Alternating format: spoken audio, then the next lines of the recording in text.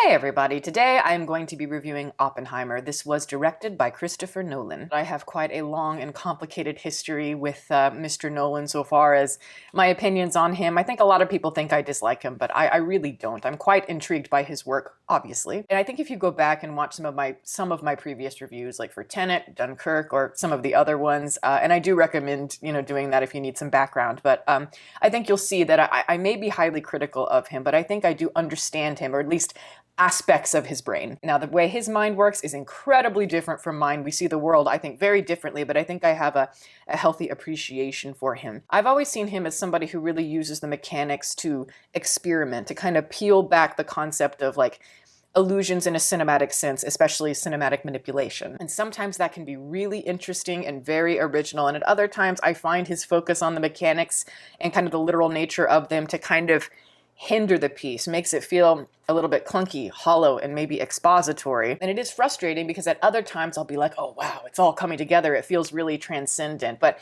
it's rarely a fully even experience for me. And this is just my opinion, but I think Nolan at times falls victim to his own concepts and his own need to kind of solve his own puzzles rather than those concepts becoming part of a deeper vision, part of a deeper aspect of the experience as a whole. And it's things like that that really separate him for me from people like, say, Stanley Kubrick or, I don't know, Louis Buñuel, David Lynch, people that I just really, really admire that have similar concepts and ideas. And I think he's been influenced by all of them to varying degrees.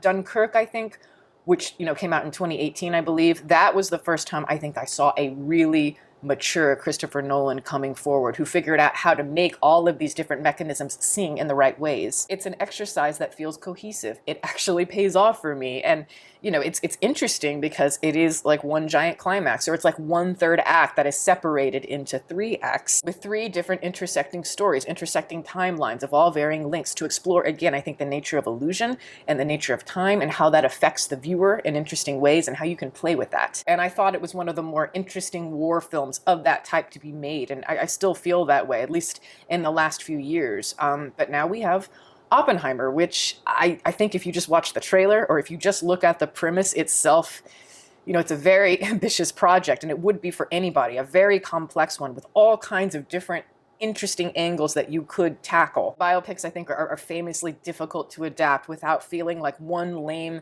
kind of like montage of somebody's life that it feels just really kind of stitched together in a really basic way. Bullet points of a person's life where we go through all the cliches and then you throw in some Oscar bait scenes here and there of somebody screaming and crying and throwing dishes.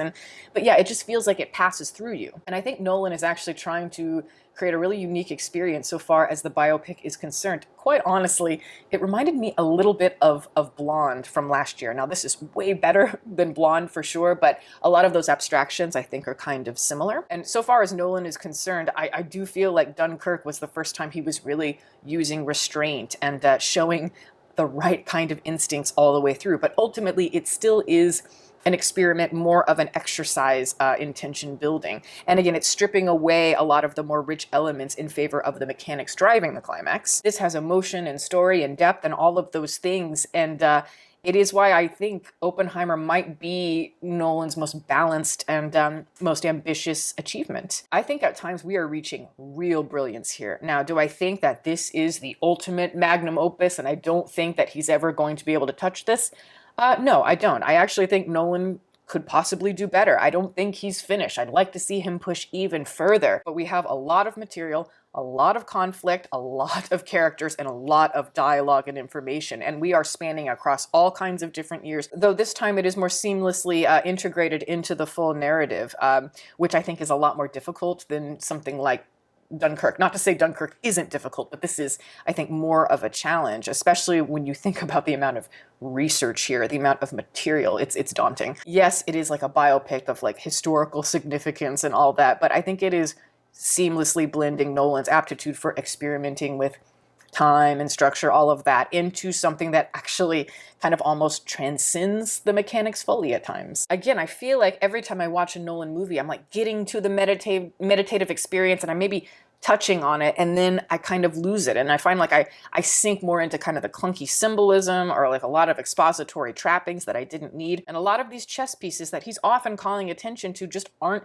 clicking together. And for the first time, I felt almost like it was starting to feel more invisible to me. I could appreciate the material a lot, I think just as a whole, rather than just these individual pieces where some work and some don't. He is playing with format and structure, as I said, but here it's really serving the story, and it has a reason. And I think for the most part, it's really paying off. And he's also, playing around with these very surrealistic touches, a lot of dreamy interior moments that do break from the external logic. But for me, I think the thing that fully brings this movie together is the central performance, and that is Cillian Murphy. The way Nolan had that perfect kind of creative partnership with Heath Ledger when he was the Joker in The Dark Knight, I feel kind of similarly about Nolan and Murphy in this movie, that partnership, because I feel like, obviously Murphy has worked with Nolan many times, and I think because of that, there's a shorthand and he really gets him. And I think by this point he understands that Nolan isn't really interested in like those big scenes that play out where it's like,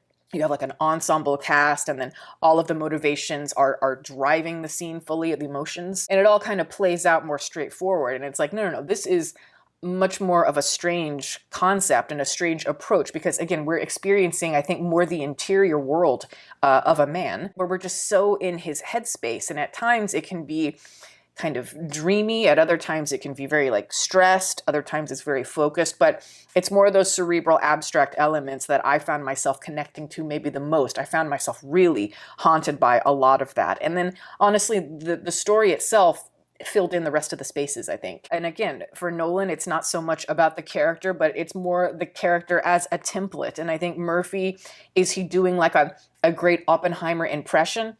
Honestly, I don't know. I really don't know much about the real man, unfortunately, but I don't think that is the intent. I don't think he's trying to recreate the man Oppenheimer, but more he's trying to recreate a certain type of experience, the emotions he carries in an abstract sense, as I said. And Murphy, yes, he's playing Oppenheimer, but I think more than that, he understands that his role here is to be the template for us taking in that experience. And in a way, you could see him almost as a stand-in for Nolan as the creator of his own material. Like, I'm sure Nolan in a lot of ways can really relate to Oppenheimer, as a director of a big moving production. Now, obviously, that is way on a smaller scale than the atomic bomb, but it's relatable. And so I think our protagonist just has to have a very different relationship with the camera than most.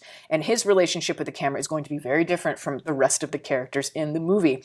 And I think the way that's done, at certain points, I think that Nolan is really touching on brilliance. I think he's doing some of the most brilliant work of his career. Murphy is so amazing so far as the way he looks. He looks like the quintessential kind of mid-century, mid-20th century man, like the thin man, the invisible man in the gray suit with the hat, and like he looks like he's straight out of like an Edward Hopper painting. His face is just haunting. I mean, haunting is the best word I can think of, just for his performance, I think. But just the way he looks, he's obviously a very skinny person, so his face is gaunt, and it allows his eyes to kind of bug out more. And because they're so blue and everything, like he's just so expressive. Because Murphy has such a distinct face, I think he can play more character roles, or he can slip into more like, creepy characters here and there, or slimy characters, slippery characters.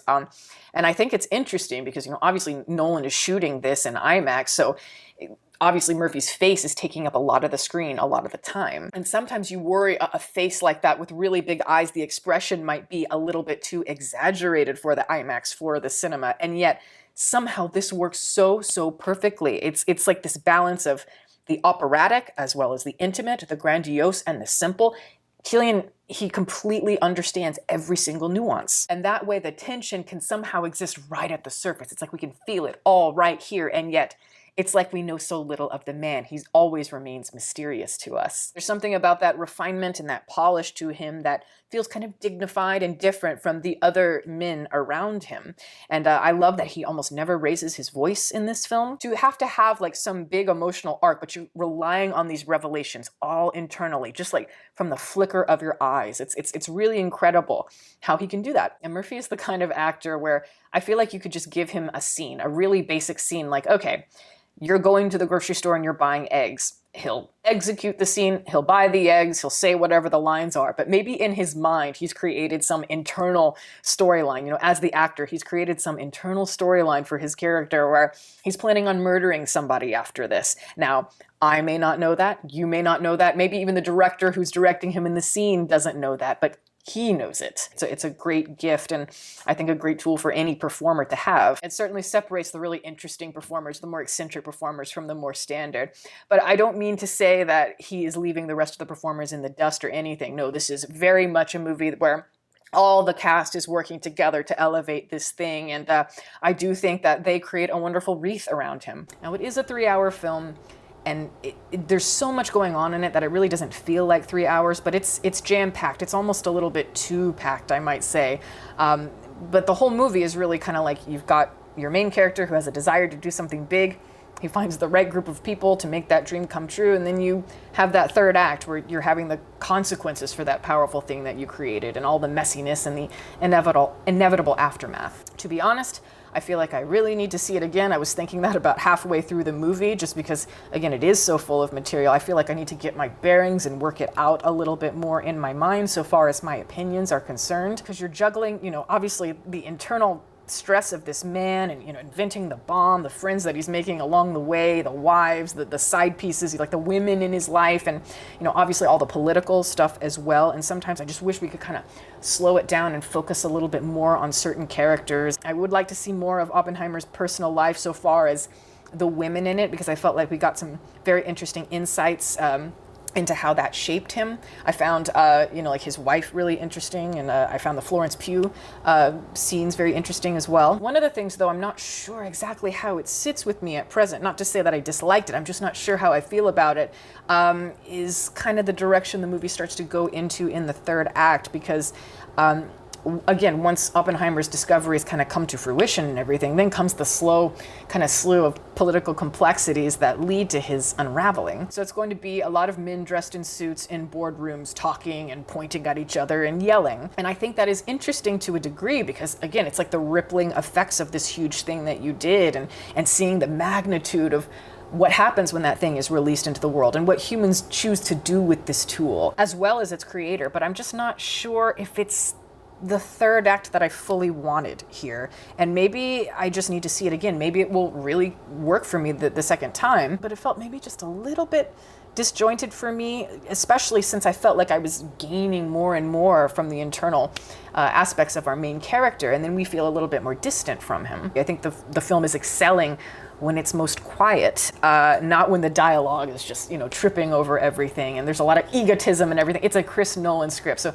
obviously I'm not crazy about his dialogue, though I do think this is one of his better efforts. But it's the mesmerizing visuals and the sound, when all of that works together, again, with the emotions of the characters and everything. I'm just like, I loved all of that. Like, as an example, like the test sequence, like the big moment, I think 2 hours into the movie, really strong directing instincts there, just because he decides to play it silent. So you're like seeing these huge, fiery explosions, but all you're hearing is like the breath of Oppenheimer. And it reminds me a lot of like 2001: A Space Odyssey. And I like, the stuff like where Oppenheimer's giving a speech, and yet it's like we're seeing it all from his point of view. So it's like you can feel his own internal walls closing in, and his own paranoia is getting the better of him. And the surrealism starts to take over from his perspective. And honestly, there was a scene later in the movie that I really liked, and it was where he gets to meet Truman at the White House. And it's just, I like it because it's funny, but it's also quite chilling at the same time, because yeah, you get a sense that it's meant to be not quite realistic. It's meant to be very dreamy, and everything's kind of distorted. And we know that from Oppenheimer's point of view, at this point, he's not really a reliable narrator for us. And yet after that, after we're getting these two scenes kind of back to back, maybe not back to back, but close together, that are very kind of abstract in quality, then the movie becomes more kind of procedural in style, and it becomes more of like a political intrigue type of thing. And this is kind of where I feel like a little bit of a break from things. And again, especially because that particular scene with Truman is so strange and haunting. But I have to say, the thing I really love about more of the political sections, especially the scenes that are in black and white that kind of break it up, especially the ones that involve the hearings and everything, it's Robert Downey Jr. as Strauss here. He is fantastic. He proves that he is still one of our great actors. I felt like, before Iron Man and all of that, after he got out of prison in the mid-2000s, he was just kind of taking a lot of character roles, always having that special brand of like, you know, quirky and dark and really charismatic. But then Iron Man comes, and that was fantastic for him. But after a while, you know, the contractual obligations, it's like he just got swallowed by the Marvel machine. And it felt very sad to me. And this is like a return. It's like he's still got it, and we're reminded of it here. I just saw this movie, like I just got out of it, and so I am really still processing it. I do think it might be one of Nolan's greatest achievements. I will say I wasn't as engaged in this film from like a tension perspective as maybe I might have been when I was watching something like Dunkirk, but I was still quite taken with it in a different way. And this is, you know, like I said at the end, I think I said this at the end of my Dunkirk review, where I felt really happy for Nolan, where it's like, yes, we're getting there. We're really realizing our full potential. And that's exciting, especially from a big auteur filmmaker who's already made it, and he's still challenging himself in all these interesting ways. And I just think it's amazing that he's like the one director, one of the very last directors where he doesn't have to make a movie that is a part of a franchise, a part of anything that is existing, and people will go see it. It's original. So absolutely, I recommend this movie. It's one of the best movies of the year, absolutely, so far. And I think, you know, I think Christopher Nolan fans, if you are a fan of more of like The Dark Knight, Inception, that kind of thing, you might find this movie to be a little bit boring, maybe a little bit too Oscar baity. I don't know. I found there to be a lot more nuance in it than just, you know, your standard Oscar biopic. But I think if there are Nolan fans that are more kind of on my side, they're going to appreciate this as more mature and elevated compared to some of his previous stuff. But yeah, no, it's a win for me. So that is my video. Thank you so much for watching. I'm going to plug my website. As always, it is deepfocuslens.com. I'm an artist. I do commission portraits and I sell prints of my work. If that is something that you're interested in, you can always go to the website below. And if you have a question about a commission or a print, you can always email me. My email is in the description box below as well. Also, I'd like to give a shout out to my patrons who are great. Guys, thank you so much for your support. If you are interested in supporting that, the link for that is below, as well as the rest of my social media information. You can watch more videos here, and you can subscribe if you'd like. Catch you next time.